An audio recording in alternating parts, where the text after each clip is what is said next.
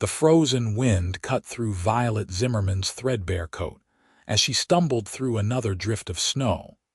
Her hand pressed against her swollen belly as if she could protect the child inside from the bitter cold that had become her only companion.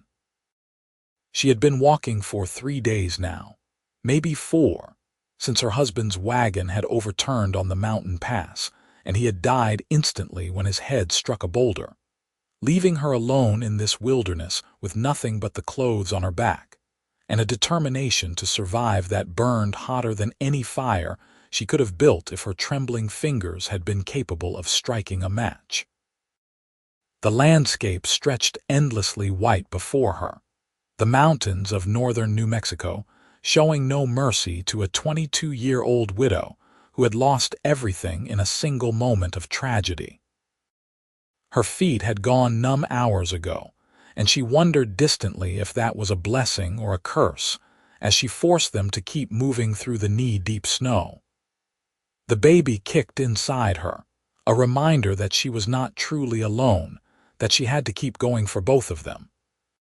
She had been married only 8 months, pregnant for 7, and now she was neither wife nor widow in any town that knew her name, just a woman alone in the vast emptiness of the territory in the winter of 1881. The sun was beginning its descent toward the horizon when Violet's legs finally gave out beneath her, and she collapsed into the snow with a cry that was half despair and half exhaustion. She tried to push herself up, but her arms shook with the effort and she fell back down, her cheek pressed against the ice. This was how it would end, she thought with a strange sort of calm. She would freeze here in the wilderness, and the baby would never draw breath, and no one would ever know what had become of Violet and Thomas Zimmerman, who had been traveling from Colorado to start a new life in Santa Fe. She closed her eyes, and the world began to fade into a comfortable darkness that felt warmer than it should have. Then came the sound of hooves crunching through snow, and a voice calling out words she could not quite understand through the fog in her mind. Strong hands turned her over, and she looked up into a face partially obscured by a thick beard and a wide-brimmed hat covered in snow. The man's eyes were a startling green, bright with concern, and his breath made clouds in the frozen air as he spoke to her with an urgency that penetrated even her fading consciousness. "Madam, can you hear me? Madam, I need you to stay awake." Violet tried to respond, but her lips would not form words. The man pulled off his heavy coat and wrapped it around her, then lifted her into his arms as easily as if she weighed nothing at all. She felt herself being placed on a horse, felt the man climb up behind her and wrap his arms around her to hold her steady as the horse began to move. "Just hold on," he said, his voice close to her ear. "My cabin is not far. Just hold on a little longer." Violet tried to obey, tried to cling to consciousness, but the darkness was so inviting and she was so very tired. She let herself slip away, trusting that this stranger with the green eyes would either save her or she would simply never wake, and either way, the suffering would be over. When awareness returned, it came slowly, accompanied by the sensation of warmth that was almost painful after so long in the cold. Violet's eyes fluttered open to find herself lying on a bed covered in thick blankets and furs, in a small cabin lit by the glow of a large fireplace. Her wet clothes had been removed, and she wore what appeared to be a man's shirt, far too large for her, but dry and soft. For a moment, panic seized her, but then she looked down and saw that she was otherwise dressed in her undergarments, and her modesty had been preserved as much as possible. The baby kicked again, strong and insistent, and relief flooded through her so powerfully that tears sprang to her eyes. They were alive. Both of them were alive. "You are awake." The voice came from across the room, and Violet turned her head to see the man from the snow sitting at her rough-hewn table, watching her with those remarkable green eyes. In the firelight, she could see him more clearly. He was young, perhaps 25 or 26, with dark hair that fell to his shoulders and a beard that could not quite hide a strong jaw. He wore simple clothes, the worn garments of a working man, and his hands looked capable and scarred from labor. "Where am I?" Violet's voice came out as a croak, and she winced at the sound. The man rose and brought her a cup of water, helping her sit up enough to drink. "My cabin, about 15 miles north of Placidas. I found you in the snow. You have been unconscious for nearly a full day." Violet drank gratefully, the water soothing her raw throat. "Thank you," she whispered. "You saved my life, our lives." She placed a hand on her belly. The man nodded and returned to his chair, maintaining a respectful distance. "My name is Owen Sullivan. I run a small ranch here, mostly horses. I was checking my northern boundary when I saw you. What were you doing out there alone?" The memories came flooding back, and Violet's eyes filled with tears again. "My husband. We were traveling to Santa Fe. The wagon overturned on the mountain pass. He died. I have been walking since then, trying to find help, trying to find anyone." Owen's expression softened with sympathy. "I am sorry for your loss. That pass is dangerous even in good weather. You are fortunate to be alive." "I do not feel very fortunate," Violet said quietly, then immediately felt ashamed of her words. This man had saved her, and here she was complaining. "I am sorry. I did not mean that. You have been very kind. No need to apologize. You have been through something terrible." Owen stood and moved to the stove. "You should eat. I have stew. It is not fancy, but it is hot and it will give you strength." As he ladled stew into a bowl, Violet looked around the cabin more carefully. It was small but well built, with solid walls that kept out the wind and a good roof overhead. There was only the one room, with the bed in one corner, a table and chairs, the stove, and shelves lined with supplies. A door in the back wall presumably led to a storage area or perhaps a small stable. It was the home of a man who lived alone and had built everything himself with practical hands. Owen brought her the bowl of stew, and Violet realized she was ravenous. She ate quickly, barely tasting the food, and when she finished, Owen refilled the bowl without a word.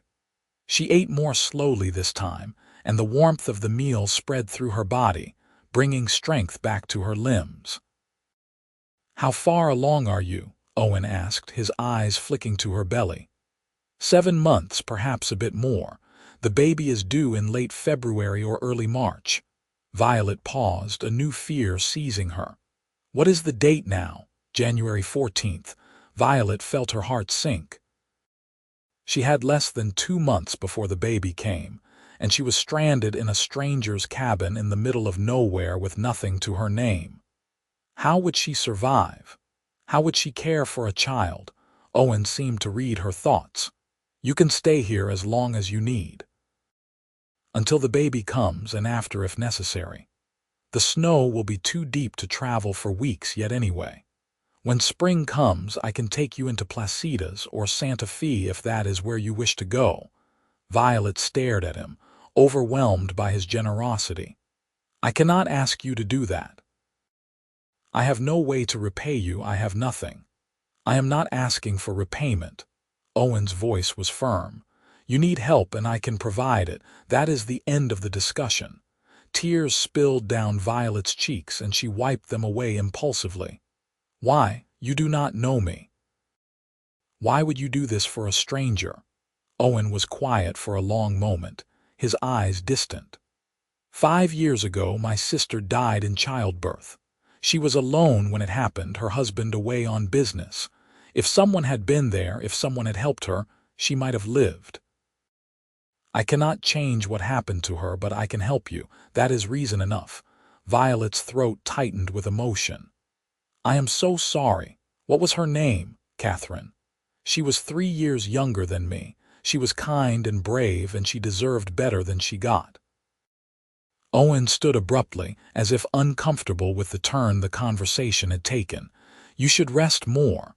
Your body has been through a great trial. I will sleep by the fire.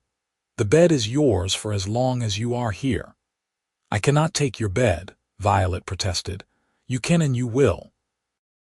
A pregnant woman needs proper rest.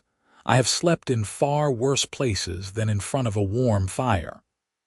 There was no arguing with the determination in his voice, and Violet found she was too exhausted to try. She settled back into the blankets, her body heavy with fatigue, and watched as Owen added more wood to the fire. The flames cast dancing shadows on the walls, and she felt safer than she had in days, perhaps safer than she had felt since Thomas died. This stranger had shown her more kindness in a few hours than she had any right to expect, and she silently vowed that she would find some way to repay him someday, somehow. The next morning, Violet woke to find Owen already up and dressed, standing at the stove making breakfast. The smell of coffee and frying bacon filled the cabin, and her stomach growled loudly enough that Owen heard and smiled. "Good, you have an appetite. That is a healthy sign." He brought her a plate piled with bacon, eggs, and biscuits, along with a cup of weak tea. "I made tea instead of coffee for you. I have heard coffee is not good for expectant mothers." Violet was touched by his thoughtfulness. "Thank you. You have thought of everything." Over breakfast they talked more. Owen told her about his ranch, how he had come to New Mexico 5 years ago after his sister's death, needing to escape the memories of home in Kansas. He had bought land cheap from a man who was giving up on ranching, and he had built everything himself, slowly creating a life of solitude and hard work. He raised horses mostly, selling them to the army and to ranchers in the area. It was not an easy living, but it was honest, and it was his.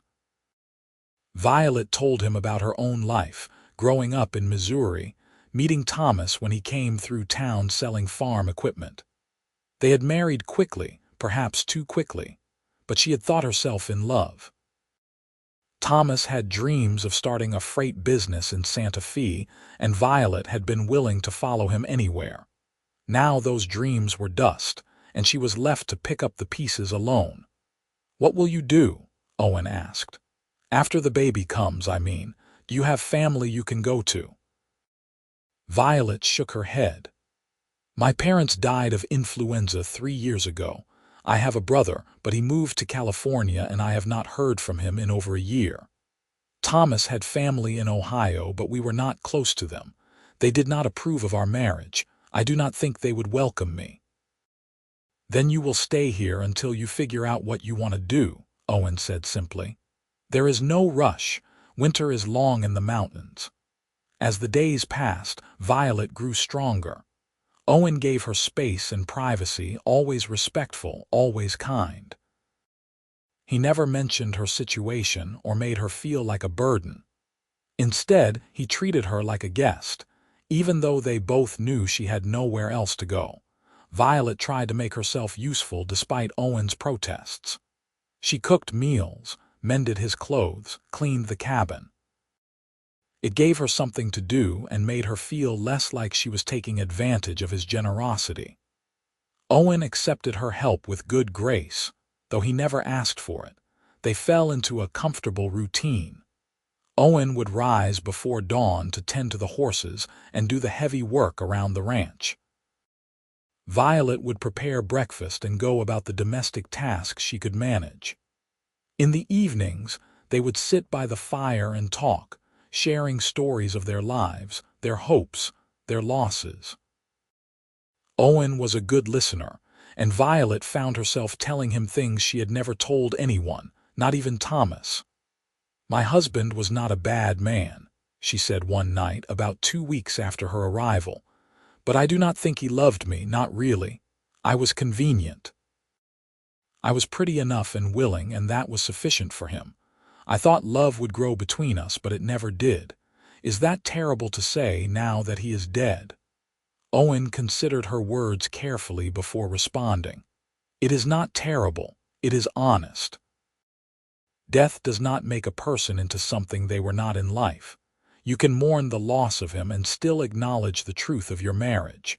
The two things are not mutually exclusive. Violet looked at him with surprise. That is very wise. Owen gave a slight smile. My mother used to say that. After my father died, people expected her to act like he had been a saint.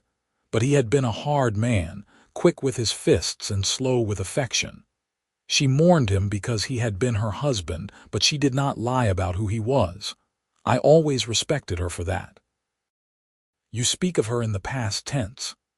She died the year before I came to New Mexico. Hart gave out.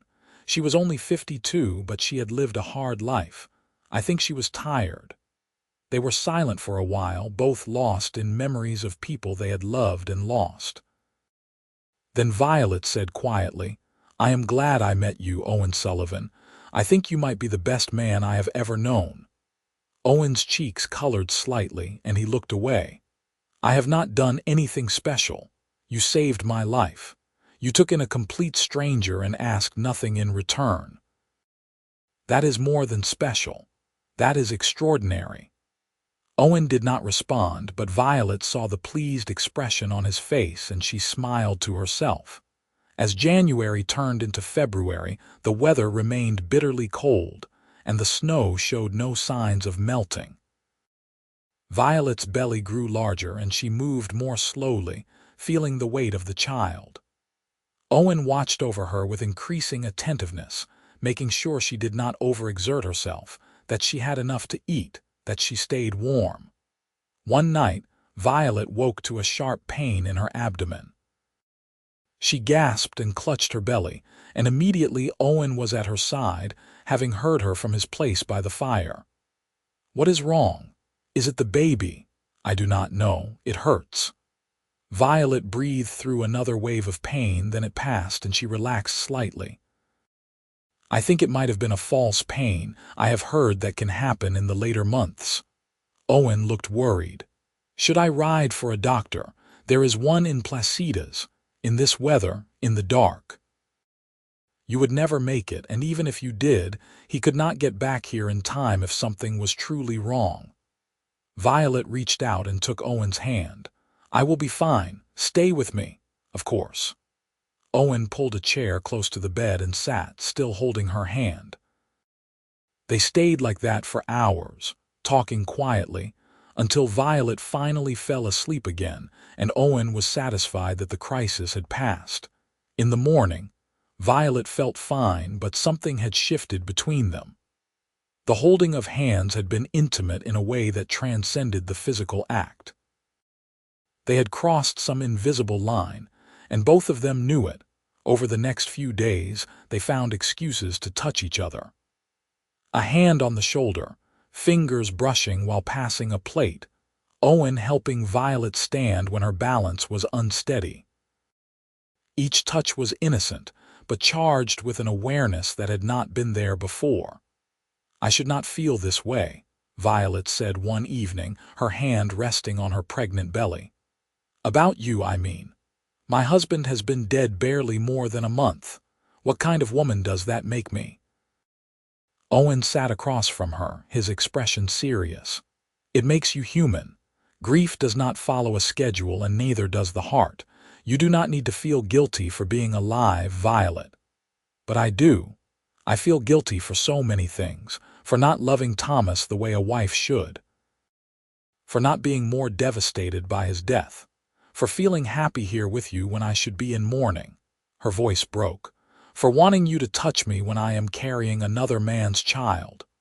Owen moved to sit beside her on the bed, taking her hand in both of his. Listen to me. You have nothing to feel guilty about.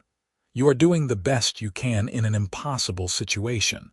You are strong and brave, and you are going to be a wonderful mother, and as for the rest...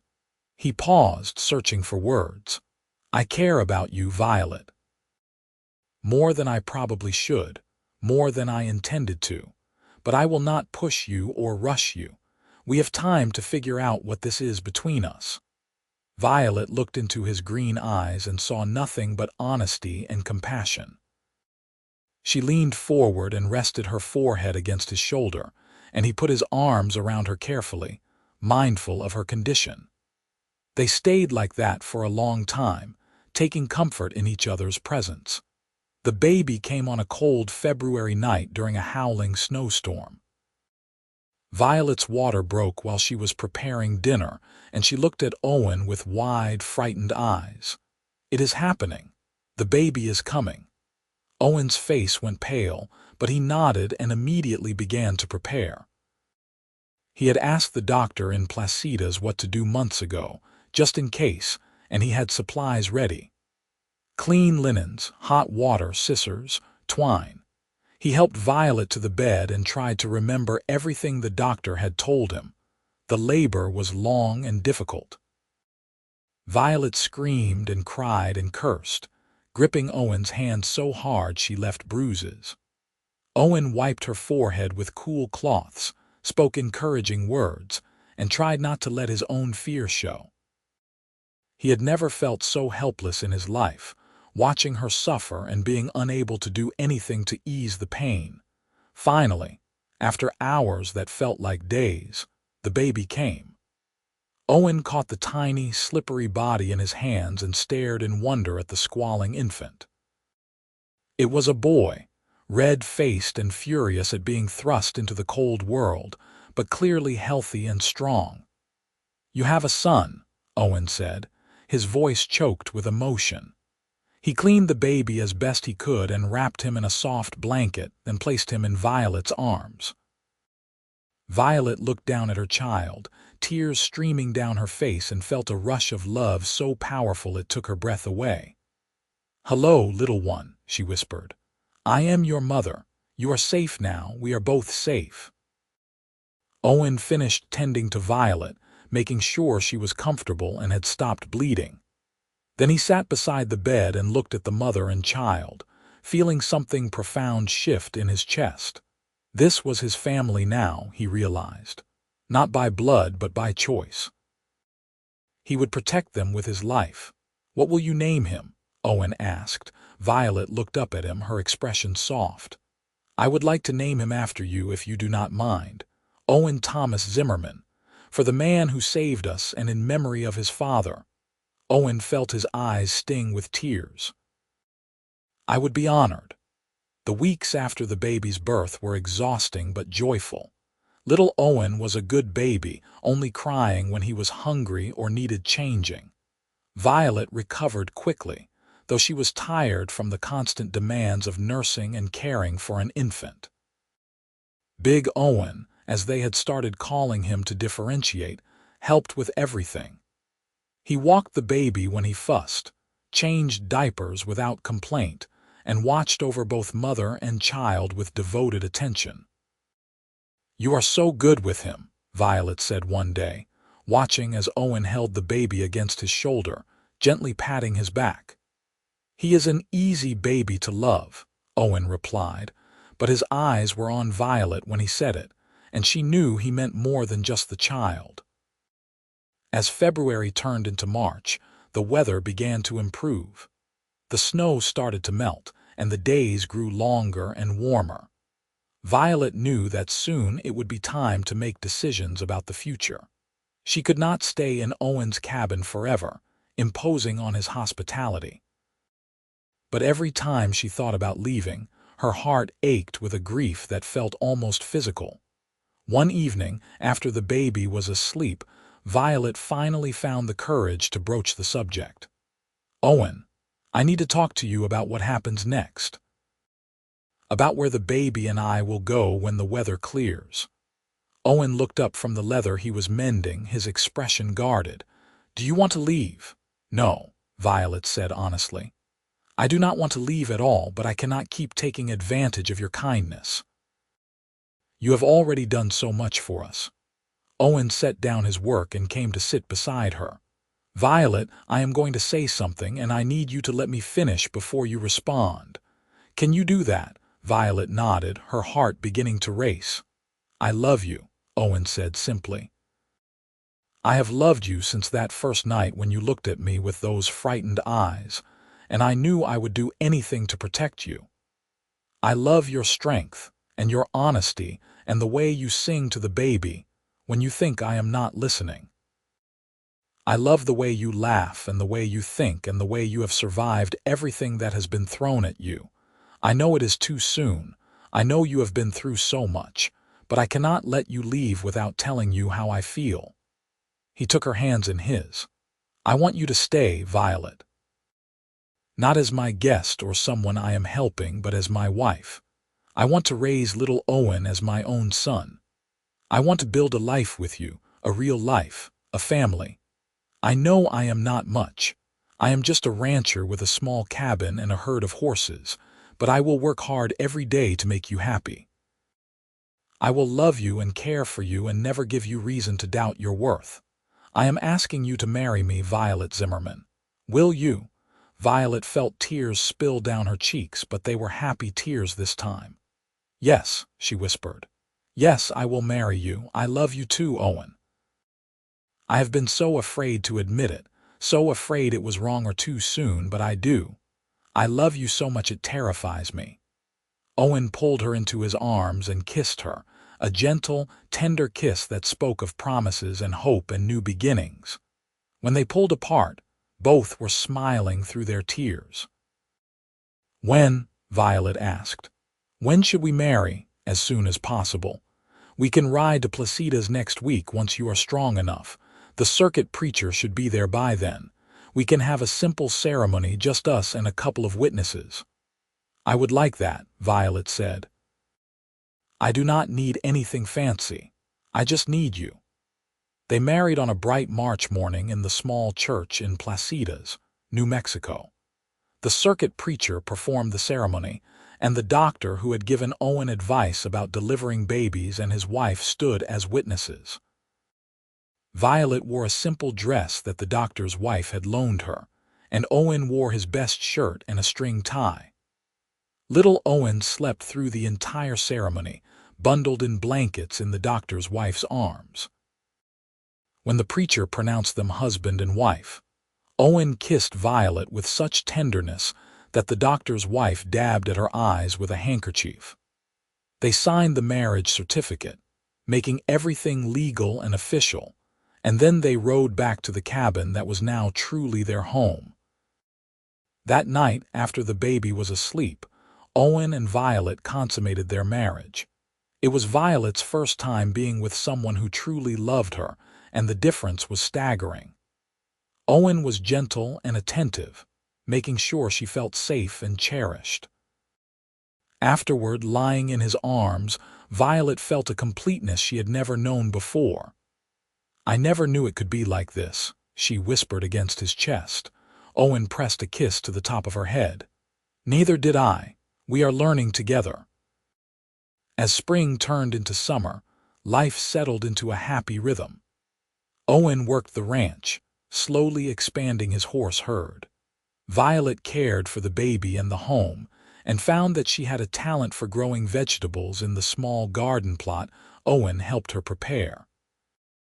Little Owen thrived, growing chubby and happy, already showing signs of having his mother's dark hair and his adopted father's green eyes, though Violet knew that was just her imagination. In July, Owen surprised Violet by building an addition onto the cabin, adding a second room with a real door and a window. For the baby, he said, so he can have his own space as he grows. And for future babies, Violet said with a smile, placing his hand on her belly. I am pregnant again. I was not sure, but now I am certain. Owen's face lit up with joy. Already? Are you certain? Very certain. The baby should come in February, almost exactly a year after little Owen was born. Owen swept her into his arms and spun her around, making her laugh with delight. We are going to need an even bigger house, he said, setting her down gently. Then we will build one, Violet replied. Together. The second baby, a daughter they named Catherine after Owen's sister, was born in February of 1882. The birth was easier than the first, perhaps because Violet knew what to expect, or perhaps because Owen was calmer and more confident.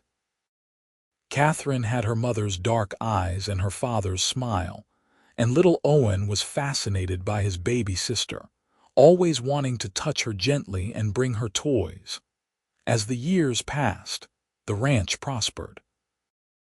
Owen's reputation as a horse breeder grew, and he began to command better prices for his stock. They built a larger house, a proper 2-story home with multiple bedrooms and a real parlor. Violet started taking in sewing work from women in Placitas and discovered she had a good head for business. Between Owen's horses and Violet's sewing, they were able to save money and invest in more land. More children came. A second son, Samuel, in 1884.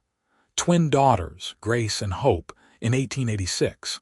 Each child was welcomed with joy and loved fiercely. The house was always full of noise and laughter, of children playing and learning and growing.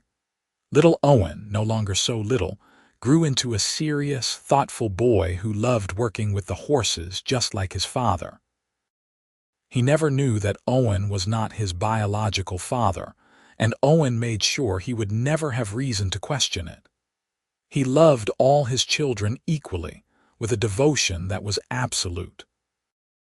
One evening in the summer of 1890, after the children were all asleep, Owen and Violet sat on the porch of their home, watching the sun set over the mountains. Violet was 41 now, Owen 44, and they had been married for 9 years. "Do you ever think about that day I found you in the snow?" Owen asked, taking Violet's hand. "Sometimes," Violet replied. "It feels like a lifetime ago, like it happened to a different person." "In many ways it did. We are not the same people we were then." Violet smiled and leaned her head against his shoulder. "No, we are not. We are better, stronger, happier." "Do you have any regrets?" Owen asked quietly. Violet thought about the question seriously before answering. "I regret that Thomas died the way he did. I regret that little Owen will never know his biological father, but I do not regret the path that led me to you. I do not regret a single moment of our life together. You gave me everything, Owen. A home, a family, a love I never dreamed was possible. How could I regret any of that?" Owen pulled her close and kissed her temple. "I feel the same way. You walked into my life when I was just existing, not really living. You and the children, you gave me purpose and joy. You made me want to be a better man." "You were already a good man," Violet said softly. "You just needed someone to see it." They sat in comfortable silence, watching as the stars began to appear in the darkening sky. Inside the house, one of the children cried out in their sleep, and then settled again. The horses nickered softly in the barn. A coyote called in the distance. "I love our life," Violet said. "I love every messy, chaotic, wonderful moment of it." "So do I," Owen replied. "So do I."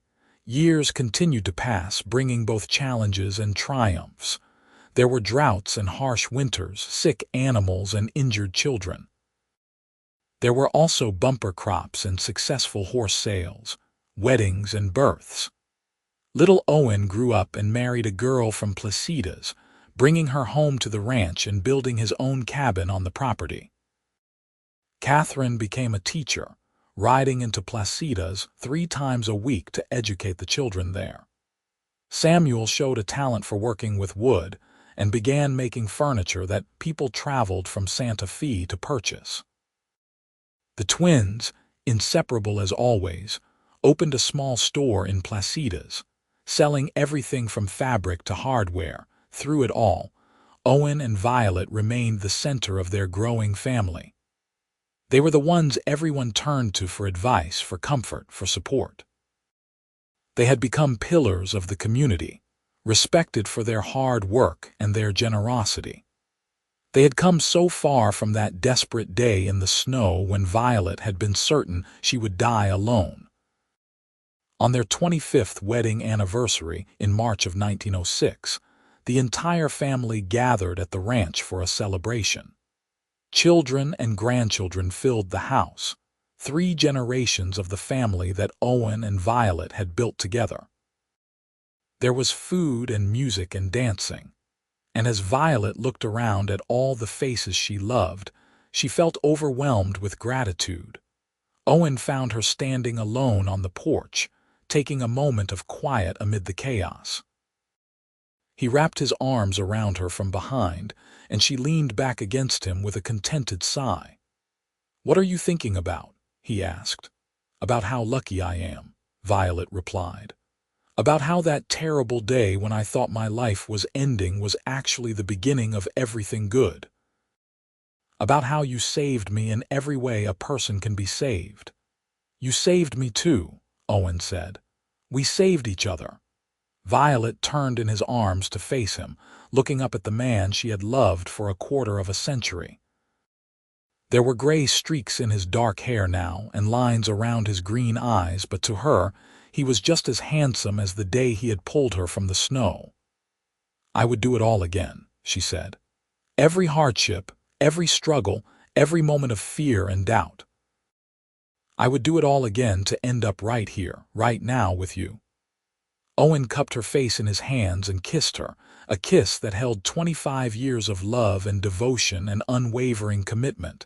When they pulled apart, both were smiling.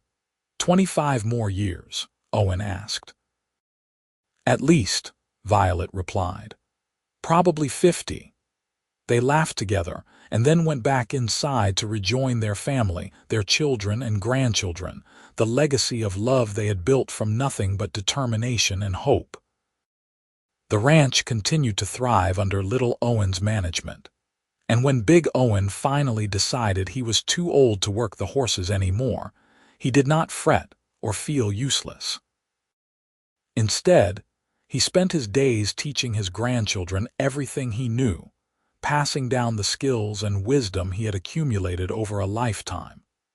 He taught them about horses and ranching, but also about kindness and integrity and the importance of helping others. Violet spent her later years surrounded by the women of her family, teaching her daughters and granddaughters to sew and cook and manage a household. But more importantly, she taught them to be strong, to never give up even when things seemed hopeless, to believe in their own worth. As Owen and Violet grew older, they became even more devoted to each other. They were rarely apart, always seeking out each other's company. They would sit together on the porch every evening, holding hands and watching the sun set, just as they had done for decades. "Do you remember what you told me that first week?" Violet asked one evening. "About how death does not make a person into something they were not in life." "I remember," Owen said. "I have been thinking about that lately, about the kind of people we want to be remembered as, about the legacy we leave behind." Owen squeezed her hand. "I think our legacy is all around us. It is in our children and grandchildren. It is in the ranch and the community we helped build. It is in every life we touched with kindness. That is more than most people can claim." "We did good, did we not?" Violet asked, her voice soft. "We did very good," Owen confirmed. In the spring of 1915, Owen fell ill with pneumonia. Despite the doctor's best efforts and Violet's devoted nursing, he grew weaker. He was 79 years old, and his body was simply worn out from a lifetime of hard work. On a sunny April morning, with Violet holding his hand and all his children gathered around his bed, Owen Sullivan died peacefully in his sleep. Violet was devastated by the loss, but she took comfort in knowing that she had given him a good life, full of love and happiness. She continued to live on the ranch, cared for by her children, and she spoke of Owen every day, keeping his memory alive for the grandchildren and great-grandchildren who continued to arrive. She lived until 1922, reaching the age of 73. In her final days, she was surrounded by family, by the children she had raised and the generations that had come after. Her last words were about Owen, about how she was ready to see him again, about how she had been blessed beyond measure. At her funeral, little Owen, now a white-haired man of 61, stood before the assembled family and told the story of how his mother had walked through snow pregnant and alone for days, how his father had found her and stayed with her, how that moment of compassion had blossomed into a love that had sustained them both through all the years of their lives. He told the story so that the younger generations would know where they came from, would understand the strength and courage that was their inheritance. They were ordinary people who did extraordinary things, he said. They took tragedy and turned it into triumph. They took despair and turned it into hope. They loved each other with a devotion that never wavered, and they built something that will last for generations. That is the legacy they left us. That is what we must remember and honor. As the family left the cemetery, walking back toward the ranch that Owen and Violet had built with their own hands, the youngest children ran ahead, laughing and playing in the sunshine. Life continued as it always does, but the love story of Owen Sullivan and Violet Zimmerman would never be forgotten. It would be passed down through the generations, a reminder that even in our darkest moments when we think all hope is lost, salvation can appear in the most unexpected forms. And that true love, when we are fortunate enough to find it, can transform everything,